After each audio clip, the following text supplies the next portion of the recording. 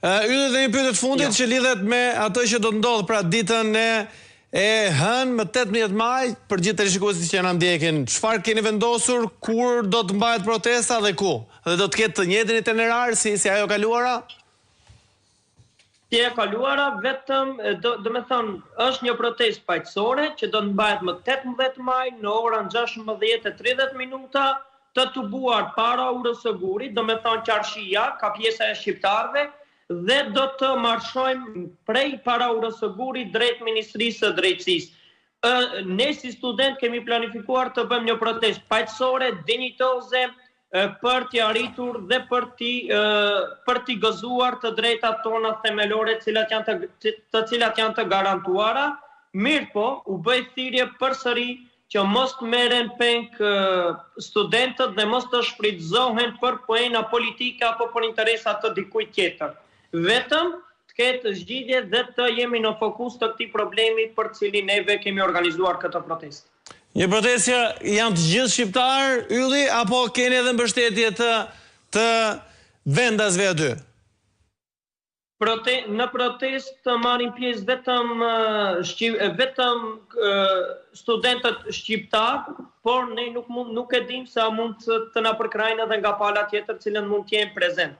Vetëm edhe një apel e kanë drejt Tiranës zyrtare dhe Prishtinës zyrtare që edhe Shqipëria të respektoj kushtetutën, ku potencial në nenin 8 për shqiptarët të cilët jetojnë në jashtë kufive të Shqipërisë, që të na përkrahin me një zë më të hofshëm, për mos me na kritikuar në mënyrë negative apo për të fituar edhe apo to poena politike, po të na përkrahin në instanca të larta për të gjetë zgjidhje të problemit. I përmendet këto dy aspekte, Tirana zyrtare dhe Prishtina zyrtare, ku t'ju përkrajnë, sepse në Shqipëri, në fakt, opozita, Partia Demokratike ka bërë thirrje, ka qenë deputeti Klevis Balliu ditën e djeshme që ka bërë thirrje publike që të marrin pjesë shqiptarët në protestën e 18 majit, po ashtu vetë zoti Berisha ka bërë disa herë thirrje për mbështetjen ndaj studentëve.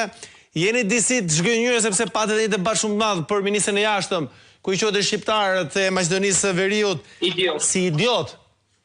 Pra, si ndjeni me shtetin shqiptar kur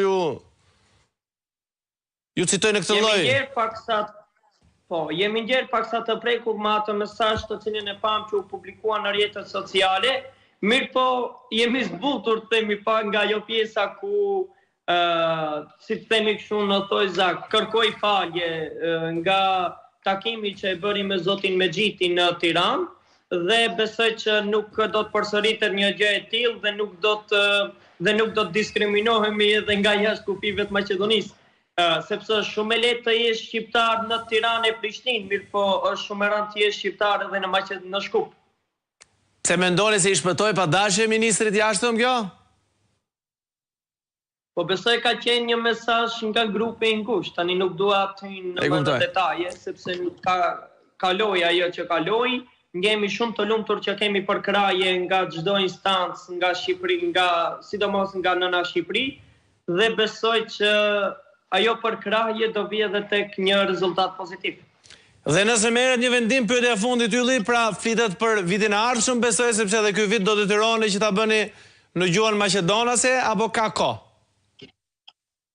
Për këtë vit është shumë problem, sepse i kuptojmë edhe ne, sepse nëse realizohet, kushtimisht themi që të bëhen në gjuhën shqipe, ka procedura të cilat nga kërkesa deri tek aplikimi për kthimi i provimit nga gjuha maqedonase në gjuhën shqipe për të mbajtur. Do me thënë gjitha këto i kuptojmë dhe besojmë që të kemi një zgjidhje